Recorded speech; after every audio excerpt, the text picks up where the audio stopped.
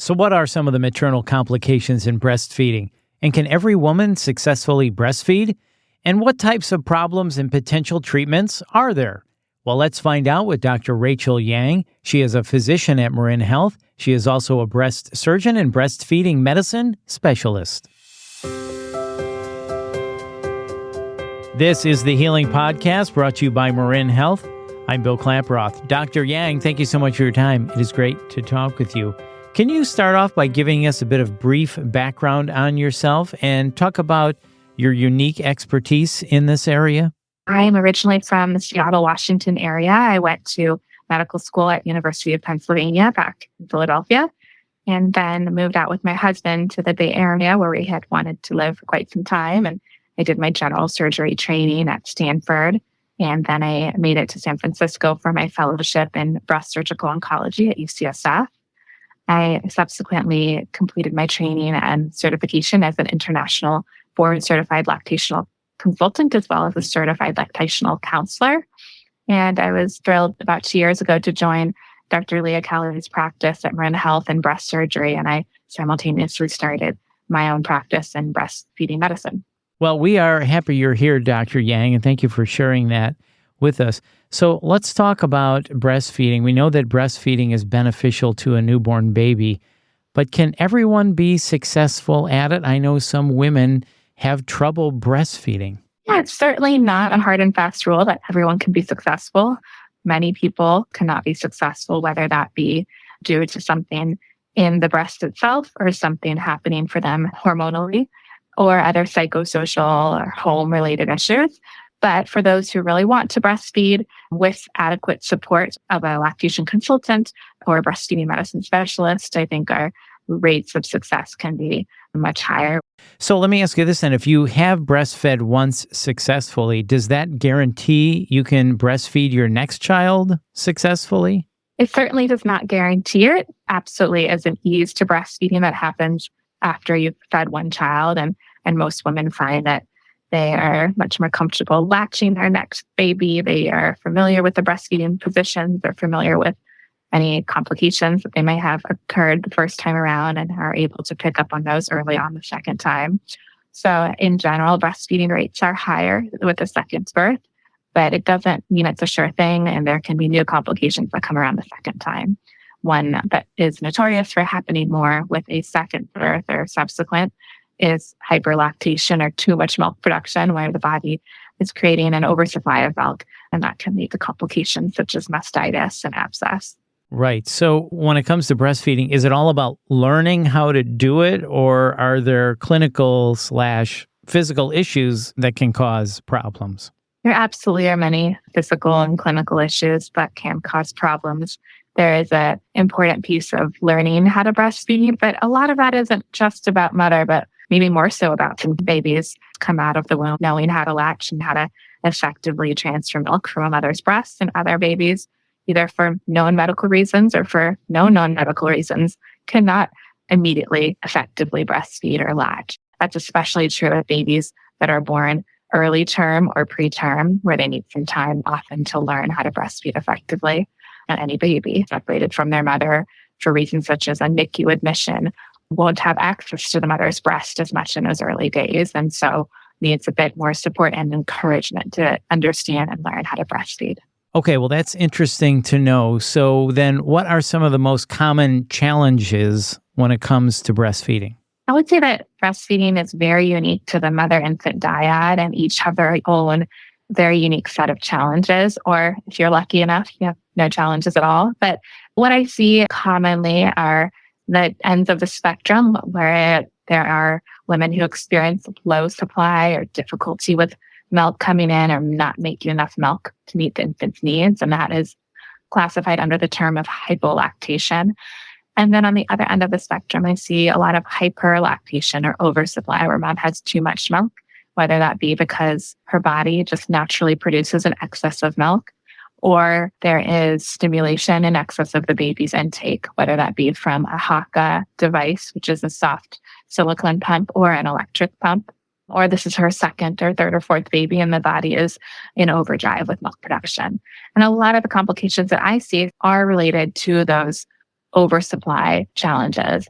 And some of the most common being mastitis, whether that be inflammatory or infectious. Inflammatory mastitis being more common, actually does not need antibiotics most of the time. The other diseases under the umbrella of oversupply are galactocele abscess formation, as well as fast letdown or generalized breast and nipple pain related to the oversupply. And then lastly, there's a very common complaint of plugged ducts or clogged ducts. And that's something that is being recently understood quite differently to what we've thought of in the past, and really comes from the underlying etiology of inflammation in the breast. So a lot of my treatment focuses on breast inflammation. So are these diseases/conditions easily treated? I'd say, again, it depends on the individual. There's really not oftentimes easy situations where it's a quick answer. I think breastfeeding is quite unique compared to other specialties of medicine where there are two parties involved. The organ system is really across two humans. There also are factors at play that aren't just biology, that aren't just an infant's mouth or mother's breast. There are the psychosocial elements of what's happening in a home, who's supporting the mother and infant, what are the hopes and wishes and desires of the mother, what is her experience with breastfeeding in the past. And so there's a lot at play, and the conversations are complex and lengthy, but sometimes the technical pharmacologic or medical treatment might be simple, but the conversations around what's happening might be more complex. So we mentioned lactation consultants earlier, and I know that you are a lactation consultant. So do you work with other lactation consultants in the community? Yes, I have a lot of joy from working with the lactation consultants in my very local and more regional community. We collaborate on many challenging cases. I find myself supporting lactation consultants who are met with really complicated, more tertiary care type problems with patients, whether that be someone who's now seen several doctors around a breastfeeding issue or has something that has really poorly understood or not been heard of before, or more of the run-of-the-mill problems that a lactation consultant who's newer might just want more support with. I also work closely with lactation consultants at my local hospital and some other regional hospitals to help with programmatic ideas and thinking about the structure of how we support breastfeeding as a system at large. And I enjoy speaking with various lactation groups on specific topics of interest, many of which are around the mastitis and inflammatory breast conditions and the spectrum of disease around oversupply. So then what are some things that would prompt a mother to seek medical advice when it comes to breastfeeding? I would say the first most important category would be pain of the breast or pain of the nipple, and pain that's much greater than expected or out of the ordinary. So I would say that women often experience discomfort or some amount of pain in the first few days after giving birth as the nipples are adjusting to breastfeeding or pumping.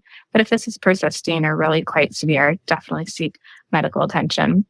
There are many treatable causes for breast and nipple pain when breastfeeding, and I do see a lot of that. Another common reason to seek medical advice when breastfeeding is if a fever is developed or if the skin of the breast is becoming red. Those are signs of mastitis, and certainly a physician should be notified of this. Some other concerns that should prompt evaluation are a new lump in the breast or mass, and that can be many things, whether it be a fluid collection or some amount of inflammation. And oftentimes those need imaging, such as an ultrasound, to evaluate what's going on in the breast. If there is any concern about not having enough milk, whether that be because baby is not growing adequately, hopefully a pediatrician would have noticed this and investigated it. But if there are concerns around baby's intake of milk, if there are concerns around how much milk is being produced by pumping, and lastly, if there are concerns about how effectively baby can breastfeed. So if a mom is noticing that baby breastfeeds for a few minutes, but is always needing to get a bottle after, well, that's a baby who can't effectively transfer milk from the breast into their mouth. And that's something that really benefits from focused intervention to help identify what problem is at hand. Yeah, that is a really comprehensive list. So thank you for sharing that with us. And it probably goes without saying, better sooner than later if you are experiencing any of these things. Always worth a call to the doctor. Is that right? Yeah, and I think most of these are not middle of the night emergencies, but certainly getting to a doctor as soon as you can during the week is something worthwhile. And the sooner you can intervene on a breastfeeding challenge, the better. babies and moms have a window of time where they can learn to breastfeed effectively. And I always feel that expediting breastfeeding mothers being seen in my clinic as early as possible is of utmost importance so that we can intervene earlier and get people on track. Dr. Yang, I want to thank you so much for your time today. One last question. You have a unique set of skills. You're a breast surgeon, but then you're also a lactation consultant. That is a unique set of skills. How does that help you serve our community? Yeah, I think the realm of breastfeeding medicine as a whole is incredibly useful because having physicians who are not only well informed about the pathophysiology of breastfeeding, but also able to intervene in a way that lactation consultants often don't have the capacity to, specifically with ordering diagnostic tests and providing medications when appropriate, or even recommending or performing a procedure. That is a huge asset to breastfeeding women and to our medical system and community. I'm a bit unique as most breastfeeding medicine specialists are not breast surgeons. There are a few of us out there. And I think for us, there's even more of a niche being filled specifically for women who've had breast cancer in the past and wanting to breastfeed in the future, or have had breast surgery of any kind, whether that be augmentation or breast reduction. We can give specific help to them. I think my training as a general surgeon is very useful in understanding the disease process and the physiology happening when there are significant wounds to the nipples, wounds to the areola when breastfeeding, and appropriately treating that. And lastly, there's a huge need for intervening on some of these more advanced processes at play with the mastitis spectrum. So when women have a galactocele or an abscess resulting from prolonged mastitis, it's really a breast surgeon that's needed. So it's certainly helpful for our patients and our providers and other disciplines to have a breast surgeon who can intervene on these processes, but also be informed about what needs to happen and change with the breastfeeding between the mother and the infant to support healing from an abscess or a galactocele and prevent another one from forming in the future. Well, that certainly does give you an interesting perspective. And again, it is a unique set of experience and knowledge to help you treat your patients for sure. Dr. Yang, this has really been interesting. Thank you so much for your time. Of course, thanks for having me. And once again, that's Dr. Rachel Yang. And to learn more, please visit marinhealth.org. And if you found this podcast helpful, please share it on your social channels and check out the full podcast library for topics of interest to you. This is the Healing Podcast, brought to you by Marin Health. I'm Bill Klaproth. Thanks for listening.